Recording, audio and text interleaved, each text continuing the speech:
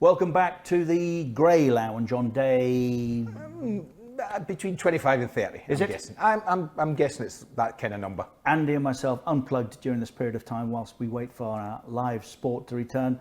We were initially on the balcony, but the weather here in Qatar now a little too warm for that. So we're inside in Andy's apartment. And our thanks as ever to those that are on the front line, tending to others caught up in this COVID-19 nightmare. Often start with an anniversary. I am dressed accordingly today. Well, it's either Manchester United or Liverpool. I'm guessing Liverpool. Liverpool, 30 years ago today, they were last crowned champions. 30 years. Now, if you'd have said to me 30 years ago, and truly 30 years ago, and I was just finishing my career, right, that by the time I got to the age I'm at now, Liverpool would not have won another title. Well, funnily I enough, wouldn't have believed you. The headline on the article I'm looking at from the Daily Mirror here is, if someone had told me back in 1990... You're joking. No, I'm not. That Liverpool would have to wait another 30 years for the title, I would have thought they were crazy. Me too. This by Ray Houghton, who was part of that team. We have a fabulous documentary by the brilliant Matt Critchley following this programme in all beIN Sports areas today. 30 Years of Her, it's entitled. And later this evening on HD11 for MENA viewers, we've also got the Kenny Dalglish movie, 30 years. Now,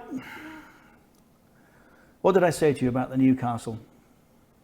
In what respect? I said, well, I think what you what said to wouldn't me... surprise me is if there was a surprise. Well, you said you felt there was another bidder in. Back page of the Mirror today, exclusive, the TV mogul who wants to buy Newcastle United. US Tycoon's genuine bid, ready to go. This is a gentleman by the name of Henry Maurice, big fan of the Liverpool owners. He's based in California. He wants to buy Newcastle United, and his bid has been on the table. It says here, Steve Bates, the journalist, for a considerable amount of time, since last year, in fact. So now we have a genuine bid. Does that mean it's not high enough then? It's a £350 million bid, which is 50 million more than the one that's on the table right now, although Mike Ashley is in a period of exclusivity with Amanda Staveley until the end of this month.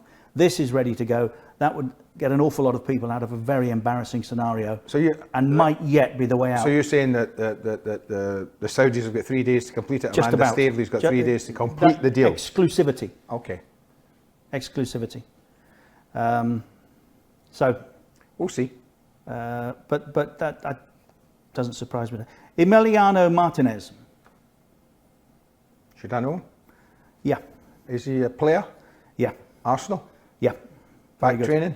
Turned up yesterday in his Ferrari soft top for training. I don't even know this guy. It's like a club car. This is part of the problem that we have when it comes to football excess. Do you not remember who were we talking to? Phil Jagielka last week. And Phil said Lys Mousset, who came in. Lys Mousset. Now, come on, Lys, good player, but you're not telling me he's in the top echelons of football right now, right? And he said he's got an orange Lamborghini that he drives in training with every day. Yes. We've talked an awful lot about the excesses, and here we are in the EPL, Andy, the Championship Football Spending Apocalypse. This is saw that today. Back page of the Mail. Top earning manager in the Championship right now, 878,000 a year. I imagine that's Bielsa. Doesn't sound a lot, but it is. Top earning fitness coach, 79,867 a year. A year. No, it must be more than that. More than that? More? Are you mad? 79. 79. Average wage is about 18. Is it? 79. Oh yeah. For a fitness coach. I thought it was more than that. I thought I'd read more than that. Chief Scouts, 85. Director of Football, 195. These figures are completely mad. No wonder football clubs are in trouble. And that's the Championship? That's in the Championship. Premier League clubs face a £4 million bill for virus testing kits. I still am of the opinion that if we have virus testing kits available, then they should be used by others, frontline medical staff, rather than footballers. Well, if we have enough, everyone should benefit, but particularly frontline. And here's something that I mentioned to you, I think probably in the first week of doing these programs, and you laughed at me. Here's another consideration that people haven't thought about. Show yellow cards to spitting footballers, urges FIFA boss. A habit that I don't really like to talk about, but it is an issue at the moment. Footballers should be booked if they spit during games, if we get playing again, because it could increase the spread of coronavirus, a FIFA Council member has said. And this is Michael Doog, Chief Medical Officer of that committee. Spitting is a major problem when it comes to the return of football, because you leave it on the pitch and it is active with coronavirus if you're a carrier. Do you honestly think, and listen, I'm not defending anyone, but do you honestly think a footballer goes out on a football pitch and says, I'm going to spit during a game? No, but I think they don't. If football returns, Andy, then he has to go out on a football pitch and think, I am not going to spit. Well, he goes out on a football pitch and he says, I'm not going to get sent off, but an awful lot do. He goes out on a football pitch and says, I'm not going to chop him down if I get a chance, but inevitably he does. There's so many decisions made on a football pitch. Then I would say to you... No, there's so many made on a football pitch without thinking. So a lot of it's instinctive. And somebody might instinctively just turn them because he's got something, he might do it.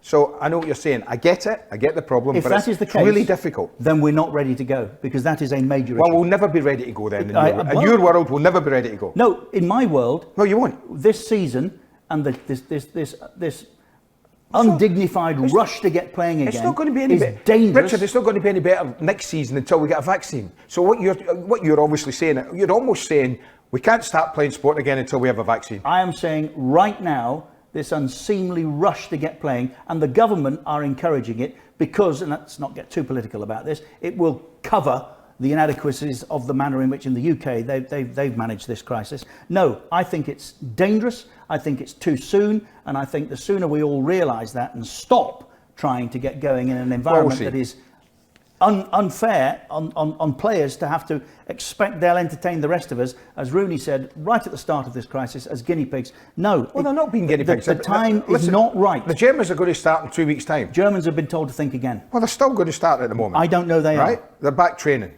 They are back training. Some English clubs are back training, one player per pitch. How can you have one player per pitch? How can you have social distancing when we start playing? Well, you can't have one player per pitch. If you're having social distancing, you don't need a pitch to socially distance. Well, you don't need 100 metres to socially distance. Per pitch, and it's in. I see footage on my telly every day of people in parks all over the UK jogging past each other, cycling past each other within 2 metres of each other. Are you comfortable about that? Am I comfortable about it? I'm not. Well, they're not breaking the law, are they?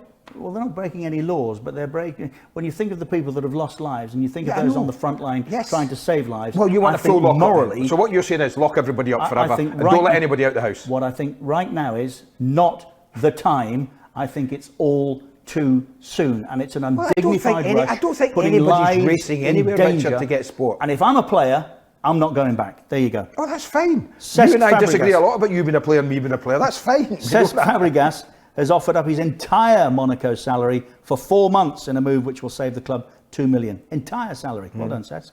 Not sure everybody else will. Or no, I don't think Cesc will miss that. Bundesliga's plan to return to action on May the 9th faces more opposition as a German scientist warns that proposed hygiene measures are not sufficient to guarantee safety. Well, as I said to you again, they never will be then until there's a vaccine. And if we wait that long, we'll be waiting another 18 months before we see a ball kicked. To give enough time for us to get to know more about this virus. Yeah. Then we play. What did I say to you about Liverpool's financial problems last week? Yeah, you did. They put off their plans to rebuild the stadium or extend £60 million scheme put on hold for a year as the Eredivisie could verse a decision to stop playing because furious clubs ramp up a threat of legal action. Utrecht have issued proceedings against the league. Look at this. There's the videos I sent you last night of the steam trains. I love a steam train. And the other thing which I was watching last night, here is a game between, on my phone here. Yeah. I sent it to you because of the individual concerned. Here is a game in 1982, I think, at Old Trafford. So Big Ron, I guess, was in charge. Yeah, he was. Between Manchester United and Liverpool. And Graham Souness is caught playing football just outside the D in his own half with Alan Hansen. Back to play. Now, I recorded this off the television last night and sent it to Graham with an accompanying message. Don't play football there, son. Which is the way footballers used to be addressed. No matter how good a player you think you are. Sloppy. Sloppy and Frank Stapleton should have scored, but Bruce rescued him. The only reason I say I think Big Ron was in charge is because... Right. Well, he was. I think I saw a glimpse of Ray Wilkins. Now, Ron didn't like Ray Wilkins. Yes, he did. No, he didn't. And he didn't want to play him. But unfortunately, because Brian Robson kept getting injured, he Had to. He even played him in a League Cup final in Brian's jersey on one occasion. He wanted Robbo and Remy Moses, Arnold Muren. Now, the time came when everybody, a little bit like the second Newcastle bid, everybody could be comfortable with events that were happening because Milan came in for Robbo. And Big Ron said, well, you can't have him, but clever thinking, you can have him if you want. So Ray Wilkins was dispensed with, and Ray went to Milan. Dennis Roach was in the middle of the deal till Ray kicked him out of the room. But that's the story I've always heard. Now, wouldn't it be nice to be able to check those facts? Yeah, I mean, I think it would be lovely to check those facts. So who because Big Ron was a big admirer of good footballers. Who better to talk to then than Big Ron? Come on, big man. Does he speak the truth about Razor? Not entirely, no. I mean, I happen to think Brian Robson was a better player than Ray Wilkins, and I think I'd be in the majority there. I think most players, Brian Robson was as good a midfield player as we've seen, certainly in England, over the last, well, for me, since sort of the likes of Dave Mackay. Yeah. You know, that's so there's not an argument there. In fact, one of our best times were when I played Ray Wilkins, tucked in behind Brian Robson. I used Brian Robson as an attacking player. You'd have been there when we beat Barcelona. Brian Robson, Remy Moses, and Arnold Muren as a quartet in the quarter-final when we beat Barca at Old Trafford. So unfortunately, go on. Sorry, Ron. And unfortunately, when we played them in the semi-final, Juve, Robbo was injured, Ray was suspended, and Arnold Muren was injured. Against the best ever Juve side, I would guess. And we got beat last kick of the second leg by Paolo Rossi on a deflection. I don't remember it too well. On a deflection. And Rossi was just offside. In the build-up. But is it the case that Milan came for Robbo and you said no, but you can have him? Yeah. Milan came for Robbo to start with. That was what started. And I said, I told them no. Not quite like that, but I told them no. And then I said, well, Ray Wilkins would be available. Now, in all fairness to Ray, I'd been in talks with Don Howard, Arsenal, just previous, because I wanted one of the Arsenal players. Which one? And the most they would go to. Which one? Was 250. Alan Sunderland, because we needed another front player. Okay. Now, the most they would go to was, I think it was 250 grand, and they wouldn't bite at that. All of a sudden, I said to the guy who was representing Milan, well, you know, if you wanted Ray, it's going to cost you $1.5 million. And they nearly snapped my hand up. And I thought, well, and I don't forget then, in 82, as you're talking, well, a bit later than that, 84, I think it was, $1.5 million was big money. Massive money. I mean, now you don't get a youth team player for that, but then it was getting towards the record stakes. Well, we've got you here, Ron, on that. I'm going to take you back a little bit before, because we're talking midfield players, silky, talented, quality midfield players. No, we're talking Remy Moses. He was never in that category. No, we're talking Wilkins and we're talking Robson. Now, Ron Atkinson, midfield player, right? Now, I've known you since I was 19, right? We've known each other that length of time, and when I worked with you as a player, when I was your assistant at Villa, and you were in your five-a-sides, I always got the impression you were, as a player, a silky Ray Wilkins type footballer. No chance. And then I found out, no chance, the big man's nickname as a player. Go on. The Tank. Now, big man, that doesn't conjure up silkiness and a little bit of subtlety. Come on. Some of those tanks were terrific. They really to be fair, one of the lads said they call you that because you can't turn. You take too long to turn in the sand. But nicknames were yeah. We are going back to, and I think we're all doing the same thing at the moment. I'll tell you what. Just getting back to that, Andy. I'll tell you what. I mean, go ahead. I'm gonna blow a bit of smoke here. Andy Gray is the best centre forward in my book Aston Villa have had since Pongo Waring. He probably knows more about Pongo Waring than I do because it's pre-war. Anyway, I do know about Pongo Waring. Yeah. Anyway, can't go wearing that. Right. What I was going to say was, Andy, how did in those years gone by, how did these talented players perform on those mud heaps of pitches they used to play? No. I mean, I get pictures of Archie Gemmell darting through the mud at the baseball. Yeah. Oh yeah. Or Danny Blanchflower even at Tottenham in their W, sort of playing 1-2s and all that, and you think, well, people say they're not as good now. They were not as good then as they are now. I think one or two of them might really have produced on the sort of carpets they play on these days. Ron, let's go back to that era at Manchester United. I was going to say to you, I think we're all thoroughly enjoying at the moment. Well, we've all got to find something to do to keep ourselves productive, but drinking in the football from a different era, and I mean, for me, it's been wonderful. But let's go back to the time you got the job at Manchester United. Dave Sexton won his last 7 games of the season previous, sacked. So it's always been a brutal business. You came in, but you weren't first choice, were you? How did you get the job? I've no idea. We were on tour. I was at West Brom, and I tell you, told me, first person ever mentioned it. I never even gave it a thought. The first person that ever mentioned it to me, we were at, would you believe, a bar in Florida, somewhere, Fort Lauderdale, with Frank Worthington. And Frank Worthington actually came up to me and said, I know the next manager at Man United is. I said, go on, who's that then? He said, you. I said, oh, really? And I have to be honest, I'd never, ever been sounded out. I had no inclination about it at all. Then I went to Paris to watch the when Liverpool beat Real Madrid 1-0, the Alan Kennedy goal, and I got a phone call from the Manchester United chairman. Would I meet him on the way home? Wow. And I met him at a journalist's house, and it was all done within an hour. Ron, how could that have been done so quickly? What I'm thinking is, you had put together at West Brom a sensational football team. I remember I was in the Midlands at the time, and you'd put together this fantastic West Brom team, you know, with Brendan, with Cyril, with Laurie, with John Well, Ali Robertson, great players, Willie Johnson, all these kind of fabulous football players you had in that team, Len Cantello playing in there. You finished third in the league, you were qualifying for Europe regularly. Was it that easy a decision to dump that and go to United?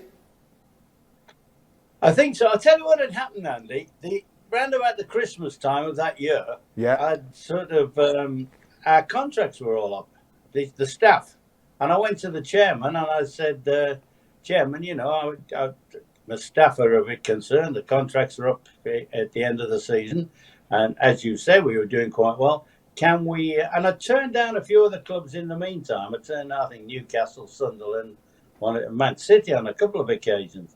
And I said, look, you know, can we sort the contracts out? He said, well, leave it with me till the end of the season. And at the end of the season, I thought, well, that was if we'd have signed those contracts at round about the Christmas period, I probably wouldn't have left. But, you know, I was on the open market. If Manchester United come knocking on your door, I don't care who it is. It's very, very hard to refuse. And Manchester United in those days, people forget. You just mentioned about Dave winning the last 8 games of the season, but they only finished, I think, 8th that season, winning the last 8 games. Now, I know full well any season, if I'd have won the last 8 games, we'd have won everything. You're right. Yeah. But I mean, go on. It was your stage. It was sorry, Ron. There's obviously a delay here that we're struggling in touch with. But it was your stage. It was meant to be for Ron Atkinson. But just something you said there that intrigues me. Whose journalist's house was it that you were in with Louis Edwards, the chairman of Manchester United? I can't remember, John. It wasn't Louis Edwards, by the way. It was Martin Edwards. Was it Martin then? Right. Oh, yeah. Come on. Yeah. I was going to say. Yeah. And the journalist was? I daren't mention John Maddox's name. It's funny, John Maddox keeps coming up with a lot of the things I've been watching recently. He was responsible for Tommy Dock's column when Tommy was at Manchester All United. right. Earning $15,000 a year, Tommy Dock said. Franco Farrell, in a recent documentary I saw, $15,000 a year. Can you remember what Manchester United paid you? Yeah. Oh, yeah. Do you want to tell us? Not enough, but plenty. I think I went on a similar contract to the one I was going to get eventually at West Brom. I think it's about 45 grand a year or something. Yeah. God. And you know the classic story about when I went there. I mean, at the time, I used to like a nice car, and when I started talking, I've been driving the top of the range Merc at West Brom. When I went to Man U, Martin said, I said to Martin, what about a car? You know, he said, well, Dave Sexton's got a Rover. I said, well, I've got a dog already.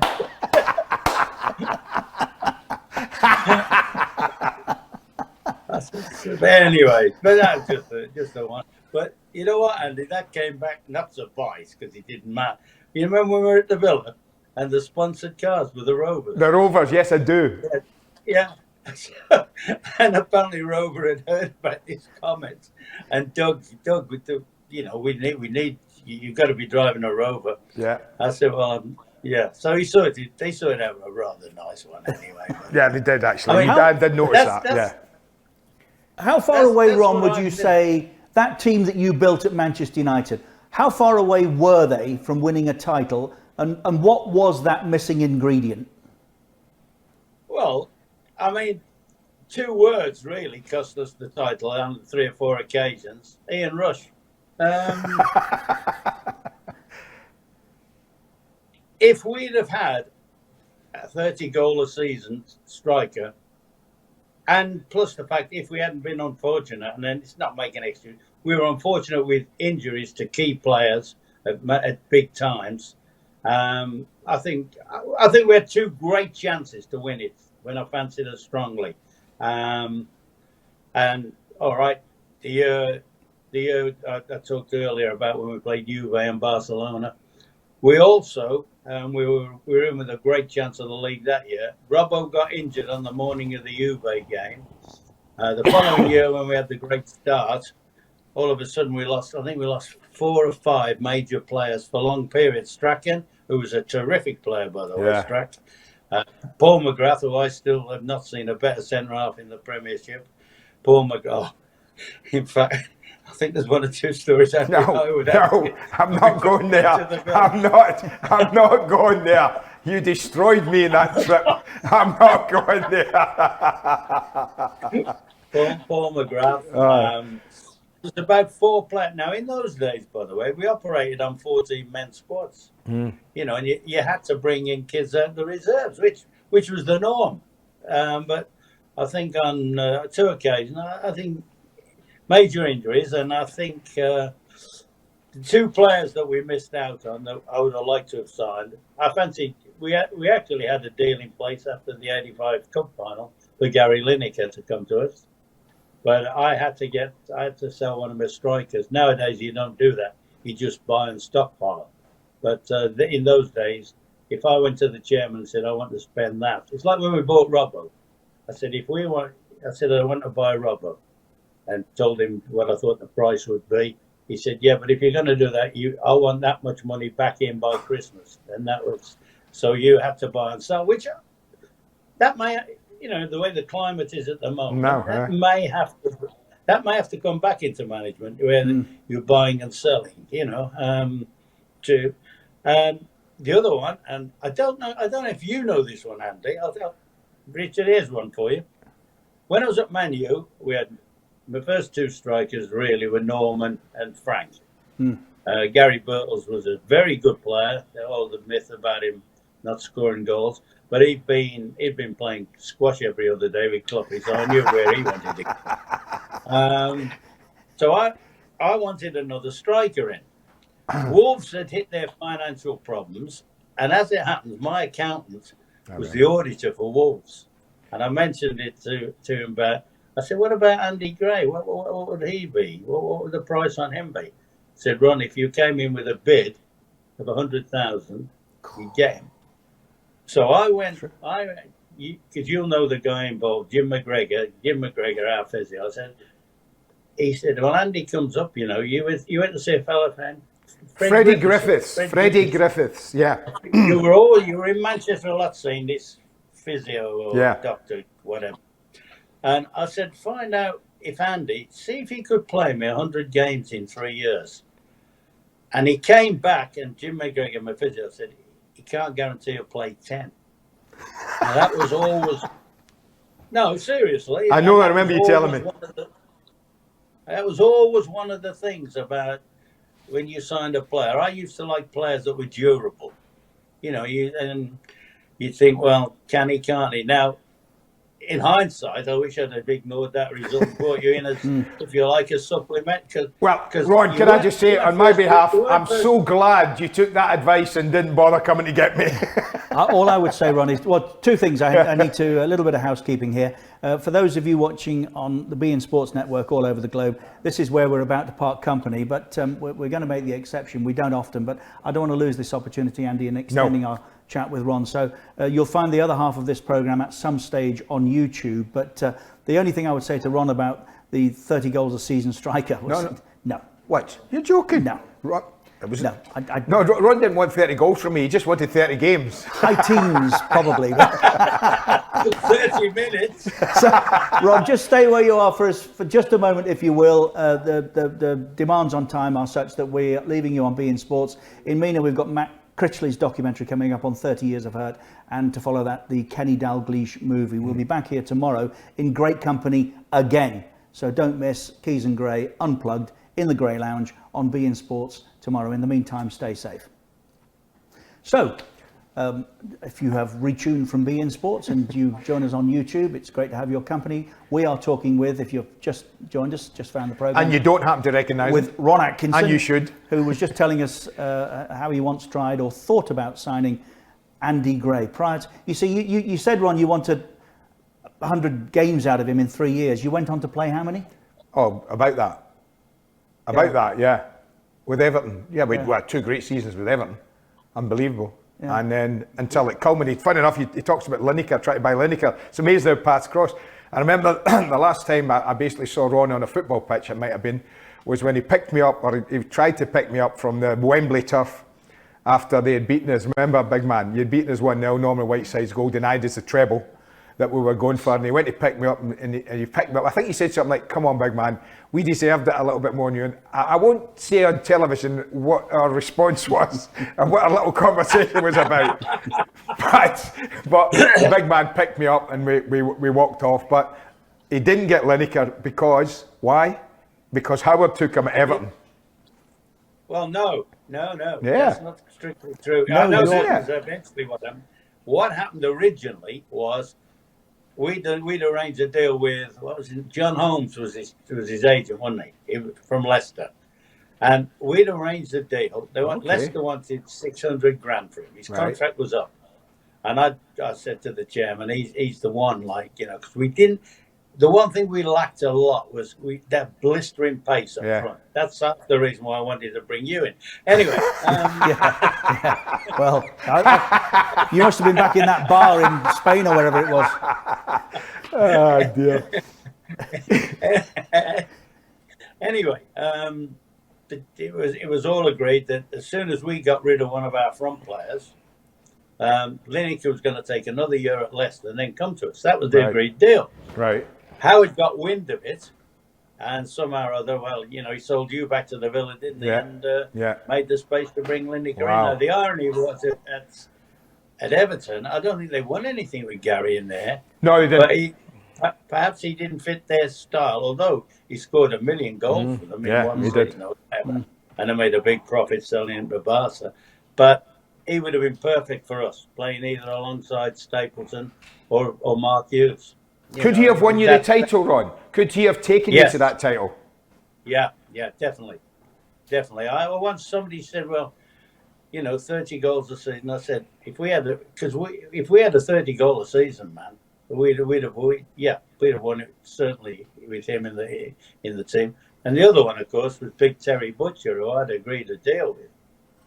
I'd agreed, even the night before he went to Rangers. Butcher was ringing me up to see what was up, and there's a long story there, but shorten it and tell us. No, well, the writing was on the wall when all of a sudden that wasn't allowed, the deal wasn't allowed to go through. Yeah. Okay. Right, now let's talk a little bit post Manchester United, because your career took you on, well, you won trophies wherever you went, but to Sheffield Wednesday, very satisfying League Cup win against Manchester United, I would have thought. But I've despite that spell at Old Trafford, Ron, I've always felt you were most comfortable at Villa. Would that be the case? It could have been, because you know, I as a kid I grew up watching Villa a lot, and if people say to you, what was your team you supported? I mean, I would go and watch anybody play. So but Villa was probably, you know, the greatest affinity to Villa. I played there as a kid, left there, but I always had this feeling at some given time that they were the club I'd go and manage. And hey, by the way, you're talking to a fella that's for me, the best. I just said earlier, the best centre forward they've had since Pongo, and you don't know what Pongo is. I do. Oh, I do. And it's such a big club, and it's a great club, and I enjoyed it there. I thought it was great, and the fans were terrific, and we were getting a very useful team together. Yeah. You know, okay, we ran United in the first year. United were a better team than us the year they won the Premier, but I thought we gave them quite a good run for the money. We did more than that, aye. But yeah, following year we win it, and then we go and play. We beat. I think it was about a month after beating Inter Milan that all of a sudden I got the phone call to say I was no longer required. Go on then, why? I don't know. We hadn't had the best of starts that season, but we were playing all right. Sometimes you look at things, and I knew it would come right. The team were playing all right. They got, as you know, they got some good characters in the side, and I thought we'll turn the corner, but you know we'll get back in, and we're still in the last 16 of the League Cup, the FA Cup to come, and. You know, I thought, well, and Doug wanted me to buy somebody. He said, buy somebody. I said, well, the amount of money you've got available, we can't buy anybody better than what we've got. I said, save your money until the end of the season, and we'll buy two biggies. And I mean biggies. And the one I'd earmarked was Les Ferdinand. We'll buy them, and that'll bring the quality of the rest of the squad back up again. But you know, I don't know what he panicked. They do tell me the day he got rid of me is the only time with the press outside he left by the back door.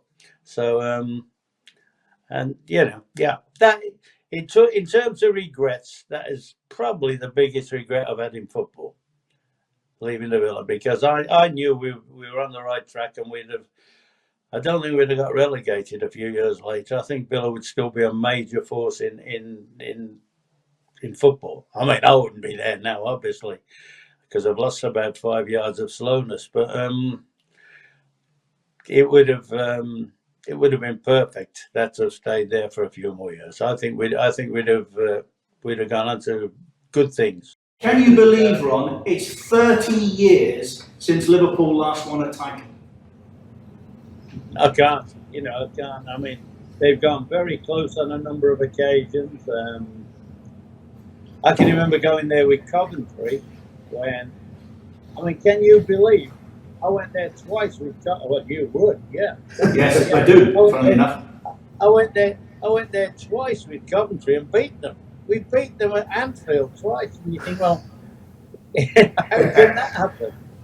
And they were top of the league one day, and I still believe if they'd have beaten us, they'd have gone on to win the league in, I think it was 97, I think. Yeah, they'd just beaten Newcastle and we went and spoilt it. Yeah, I remember well. Yeah. James dropped a couple of crosses, and I think Dion nicked one. The year before, I think Peter Unlove had nicked a hat-trick there. Yeah. But it's 30 years, Ron. A club of Liverpool's size. How can that be? Well, you say that. Yeah, it's unbelievable. And don't forget, in that period of time, they have won the European Cup twice. Yeah. Well, that's true. Yeah, and they've won other trophies, so they haven't been. The cupboard hasn't been absolutely bare, far from it. But you say that. How long has it been since Tottenham? Tottenham's a big club. Tottenham haven't won the league since '61. No. When they did the double in '61, they won't believe how long before they were even remotely likely to win one again. So, but you did mention earlier. You said we might be moving into an era whereby you've got to sell to buy. Yeah. Do you think the bubble has burst, Ron? Is football facing a reality that it had forgotten about?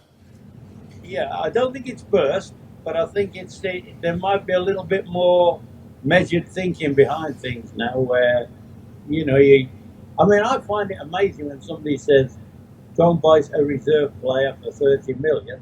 You could buy a small town for that. Yes.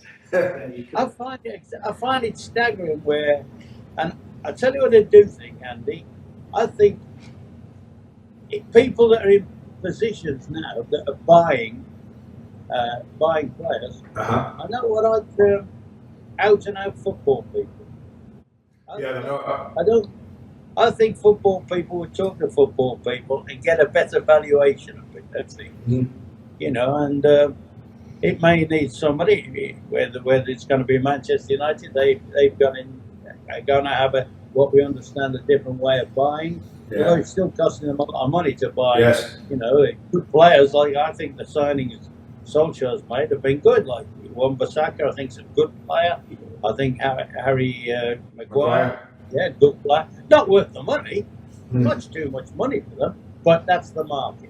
And I think the kid Fernandes has made all the difference. Ron, you talked about.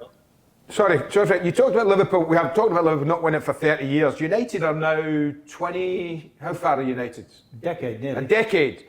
How long could United go without winning it again? Or how close are they? I think they need a top striker. I think if they got a top striker, they would be the main challengers to Man City and Liverpool next season. Okay. Do you just one then? Pardon? Just one player.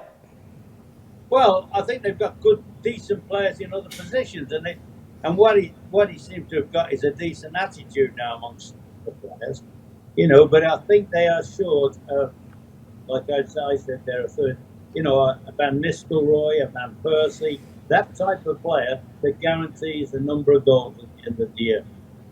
Somebody that could combine and play with Rashford, that would be quite. You've got Martial to come in and supplement that.